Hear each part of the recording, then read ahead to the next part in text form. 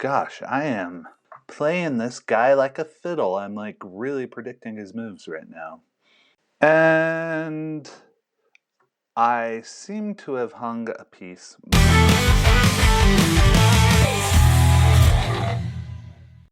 Wonderful. We get a game as white. And you know what I'm doing. The wonderful, the great London opening. He took a while to think on his second move. That's not normally a move you would think a long time on, so I wonder if my opponent's a little playing while distracted.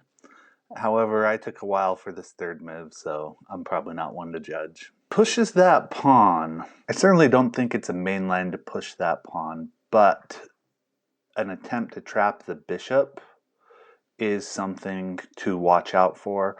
It could also be an indication somehow, I don't know how it relates, but I feel like when they push that pawn early a lot, they are going for a knight bishop trade. I don't know why. Okay, now he gets the knight out, and now I will meet him with the fellow snorkel so that my bishop has a place to retreat if he goes for the trade. I think mostly the trade is okay. I think maybe the computer says I'm supposed to accept it, but I don't like it. I like to have a place for that bishop to go. Plus it'll be an escape square for the king later, of course. Hey, did I predict his move or did I predict his move?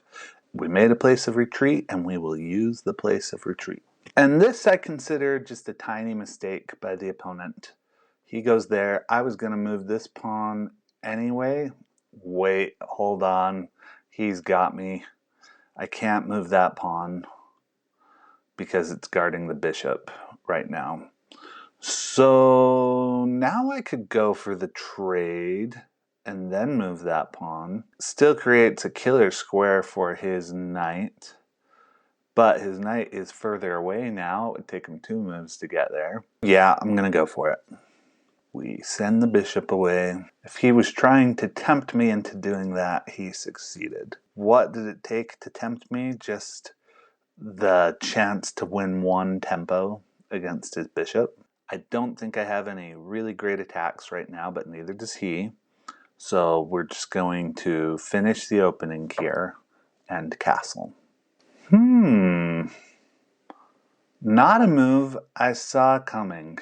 Seems like I only have 2 options. One is to take, one is to block with the knight. I guess I can just let him come to me, which is perfectly fine. I do like getting that knight in there.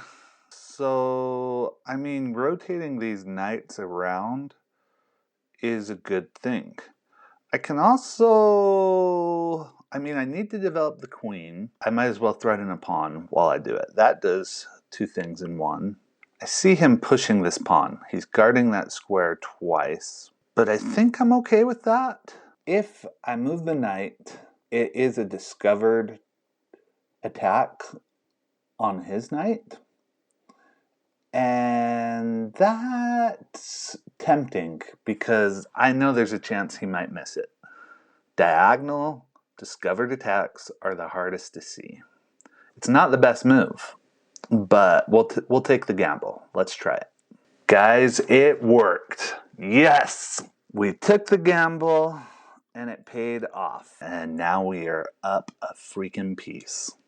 I mean, this guy could just resign soon, right? This really doesn't do much, but it feels good to bring the knight in. I guess it attacks this pawn and this rook at the same time, so that's a good thing. Okay, he goes for that trade, which is fine, and I expect him to check, and I'll just fall back, and I'll be fine. So I hope it felt good to check, buddy. It's hard to resist the siren call of a good check. He defends his rook by sliding it over. And we'll take this pawn. Thank you very much. We're now up 4 points of material. Obviously, going for a move I was hoping he just wouldn't see wouldn't work at a higher level. But it was still, it's not that cheesy because it was a decent move, even if he saw the attack. It still was just developing a knight. I just developed it in a way that I thought might lead my opponent to blunder, and it did. I'm not sure. It seems like I should have an attack, but I don't think I do. I'm probably going to have to bring the knight back at some point, but I'll develop this knight first. I wonder if he'll try to open up the center. That's actually good for me. In preparation, assuming that's what he'll do, I'm going to bring my rook over. And he does open it up. Gosh, I am playing this guy like a fiddle. I'm like really predicting his moves right now. Okay, now since I'm up a piece, it's tempting just to go for the trade. But typically when rooks are facing off in an open file, you don't necessarily want to go for the trade because then they win the file. They'll be the last person to move into the file. And I'm like saying, go ahead, take this file. And I like this file. I guess it feels like E6 is the square to put a knight on right now. It'll be defended twice, attacked twice, and it'll be in the center of the action. So that's what I'm going to try to set up here. And I'm going to predict, since I'm predicting my opponent's moves so well, that he comes in and attacks this pawn, and I'll slide this rook over. Okay, not the move I predicted, but he is attacking that pawn, just like I thought he would. I don't think the knight has another place to go. Like, I got to worry about these squares, but they are both guarded by my pieces. So yeah, just like I said, I'll slide the rook over. Okay, does this... Yeah, it lets him win a pawn unless I capture with the knight. So, and I don't see why. This knight's not doing much.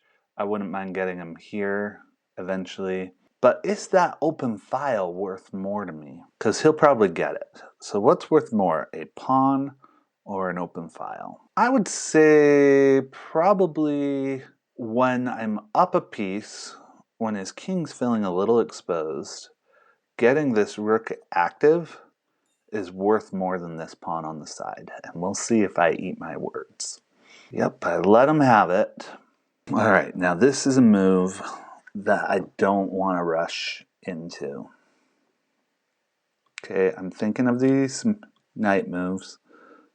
I mean, I specifically moved away from g6 because that wasn't doing anything for me. Knight there, queen there, threatening mate. It's pretty good. The only thing is, if I move the knight here, his next move is bound to be rook over. Oh, so if I move the queen first, this is good. So I thought about it and I got the right move order. Move order is very important. By the way, he's almost certainly going to come in here and threaten my knight. No, he can't do it. It's guarded right now. So this is another way the move order helps me. So I move the queen first, guarding e8 twice so he can't move his rook over. And then I'll be ready to move in the knight. Or I can also move in the rook. And I seem to have hung a piece myself. I can't believe I did that. I did not do my blunder check and realize I was undefending a piece as I was moving. Do I still think I'm going to win the game? I do. Call me a cocky son of a gun. But it's all even material now. So I don't know why I'm trading this rook. My knight is really trapped. I guess the move that makes sense right now, let me just look at his attacks with his queen and knight. I don't see anything, but I really got to be on my toes here. This is obviously, it's low-level chess. But here I'm forking 2 pawns and a knight, so it's probably a good move. The reason it's bad is it gets the queen out of the defense. Okay, I know it's hard to resist a good check, especially when it's defending a piece. He could put me in a perpetual here. which maybe I would do if I were him. He might be going for the perpetual. Oh, you know what? I have a way out of it. Okay, not going for the perpetual. You probably saw I had a way out of it. All right, let's think about his attack. He's probably...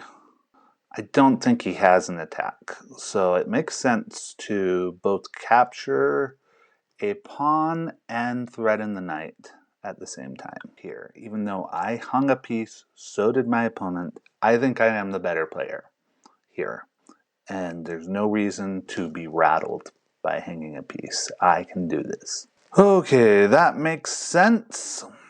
He moves his knight to safety while threatening my queen. Makes a lot of sense, and it also makes sense for me to take one pawn and threaten another. The way to stop the perpetual that I alluded to is to block with the knight. Do I want to block with the knight? It's between moving the king up, blocking with the knight, and if I move the king up, he'll have another check for another pawn. So I think blocking is better. I mean, he'll probably get both pawns, honestly. But yeah, he takes that other pawn. What am I thinking? I didn't have to block with the knight. That pawn would have been guarded by the knight. So I think I've actually messed up here. I'm going down one more pawn than I need to.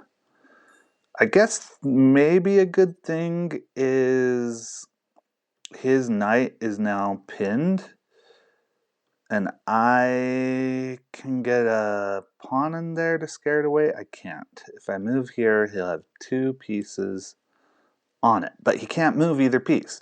If he moves the queen, I take the knight. If he moves the knight, I take the queen. So this is a tactic. And I'm going to let him come in here and get this queen because getting the knight is more important. Priorities. He takes the pawn, but now what's he going to do? He's realizing what I've done. He has that sinking feeling. I'm going to throw him off center, just like I chose not to allow him to throw me off center. Yeah, we did it. We brought it back. I love this. I love flipping a game back around. What can he do? Well, it's a nice try with h5, but this is great. And if he wants to trade queens, I'm begging him to trade queens. But I don't know how he stops this pawn, trading or no. This is in the bag. I'll attack again. Okay, and he resigns. We have broken his soul. Thank you.